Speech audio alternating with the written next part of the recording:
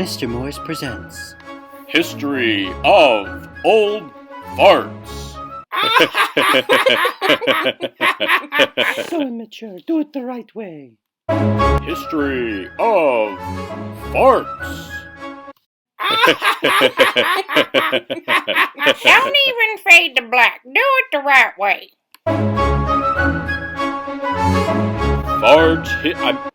Art history.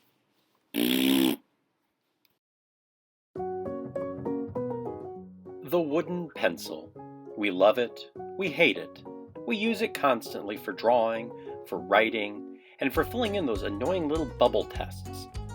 The pencil comes in all kinds of shapes and sizes and styles, and it comes in all kinds of finishes, and sometimes it's plastic or metal or wood. But believe it or not, the pencils that we use nowadays are actually a new invention. In fact, if you went back 250 years, pencils like what we use now didn't even exist. This is a stylus. A stylus was first invented by Egyptians, it was used by the Romans, the Babylonians had their own version of a stylus. In any case, it's a long pencil-like object that you would use to press symbols and writing into either wax tablets like what you see here, or into clay blocks. Sometimes the stylus was made with soft metals like silver or lead or gold.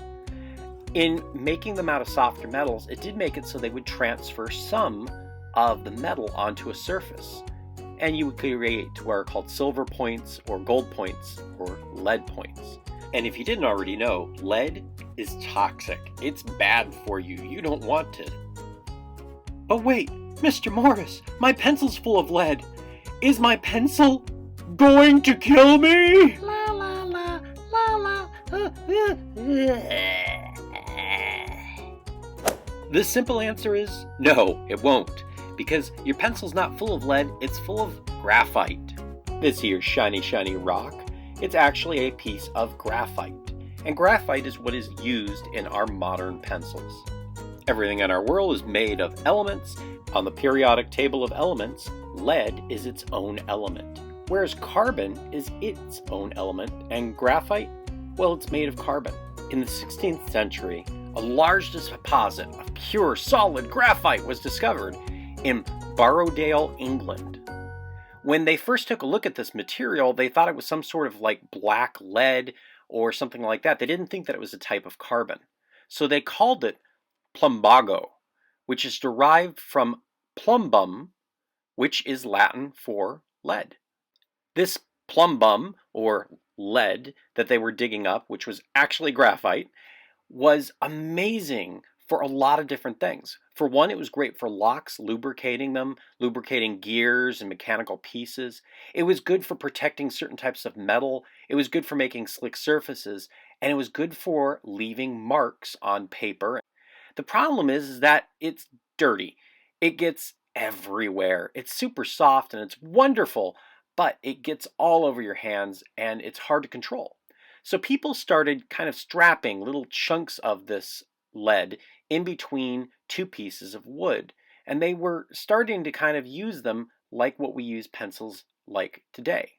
So for the better part of human history, we used all kinds of things, but we weren't using graphite. And even when we were using graphite, it didn't look like a pencil.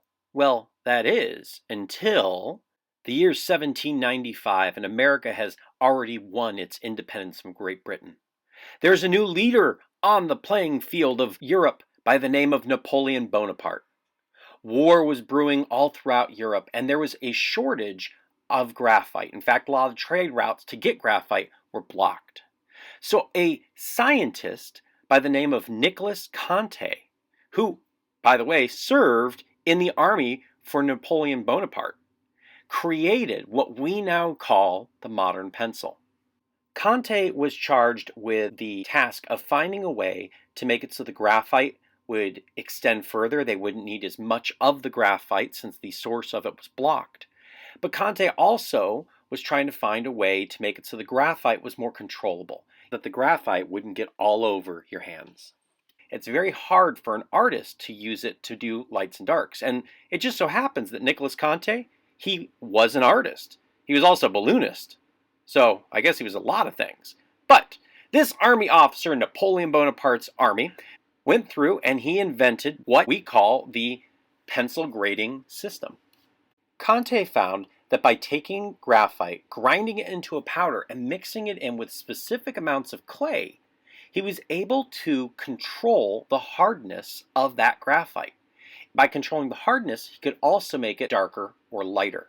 If you've ever seen an artist's set of pencils, there's a whole bunch of pencils in there and they all look a little bit different. Well, this is why. Because they all have different hardnesses or different values. You see, if you look on the side of your regular writing pencil, you're going to see HB, which stands for hard and black. And HB2, the 2 is in reference to how wide the lead, or I should say the graphite, is inside of the pencil. Most of the pencils that we use nowadays are going to be HB number 2 pencil. However, if I go higher up on the scale to an H stands for hard, 2H stands for 2 degrees of hardness, 3H stands for 3 degrees of hardness, and it goes all the way up to 9H. The harder the pencil graphite is, the lighter the line it will make. Going in the opposite direction, the higher the number, followed by the letter B, the darker and softer the pencil will be. A 9H pencil barely will ever need to be sharpened, but a 9B pencil, they aren't really useful in a pencil form. Usually you still have to get them in a stick form. An HB pencil does a wonderful job for an artist as far as capturing a wide range of light and dark values in your drawings. However, if you ever get a chance to get a hold of other pencils that are in different hardnesses, you can see that they can help expand what your range is. You can go lighter and you can go even darker than what an HB pencil is able to do. I recommend to most artists to use a 2H, an HB, a 2B, and then once in a while a 4B. The harder pencils are great for doing architecture work and different things like that, but for fine art I haven't personally found a lot of uses for them. Of course, if we're talking about pencils, I should mention this horrible man right here, Hymen Lipman. I call him horrible because this is the inventor of the rubber eraser, the one that you so lovingly like to use on the backs of your pencils. Just make your mistakes and move on with it. Don't use your erasers. I like to think that Conte and Hymen used to have massive battles over the fact that one of them created the pencil and the other one slapped an eraser on it. But how dare you sully my invention of the pencil with your horrible pink eraser? I don't think they were alive at the same time. It should be noted, colored pencils are not actually graphite. They are a completely different material. They're usually filled up with a pigment and waxes, occasionally different kinds of oils or chalks. So they are not normal graphite pencils. It should also be noted that the reason why a lot of pencil sharpeners have 2 barrels instead of 1 is the wider barrel is meant for softer leads, whereas the thinner barrel is meant for harder leads. You can have a longer, sharper pencil if it's an H pencil than you can if it's a B pencil. So what's the right pencil for you in your artwork and your artistic endeavors? The lumber pencil or carpenter's pencil is a type of pencil that mimics kind of the oldest versions of pencils the most. It has a flat, wide tip, and usually you have to sharpen it with a razor blade. However, they do have sharpeners that will sharpen them, and mostly they're used for what I just said, marking lumber. However, as an artist, they can give you some really cool line variation, and they tend to have a very smooth graphite, about on par with a 2B. And I know many of my artists out there love using their mechanical pencils. I'm going to point something out. A mechanical pencil was not made for artwork. It was made for writing. They are not intended to be used for artwork because they do a terrible job at shading. So if you really love the fact that you don't have to sharpen the pencil and that you can just load up the graphite into it, I have a great alternative for you instead of using a mechanical pencil. This is a lead holder, and a lead holder holds a piece of graphite that's as big around as a number 2 pencil's lead is. What's really nice about these is they work just like a mechanical pencil, but the graphite piece that's in them is much wider. You do need a special sharpener for them, but it's really not that big of a deal, and I have had plenty of times where I don't have a sharpener and I just sharpen the pencil by basically shading with it on its side. You can get the graphite in all kinds of different hardnesses, so you can get a 4B or a 6B, and you don't have to worry about sharpening them. Really, if you're going to get into doing art with a pencil, a clutch pencil is the way to go. I can assure you of that. These are wonderful, wonderful inventions. Well, I know I've got to get the lead out and wrap up this presentation. I need to really get to the point of pencils and make sure that you are in line with what I'm talking about. Okay. Pencils, the history, I just took you through it. Oh yeah. Thank you for watching another episode of Art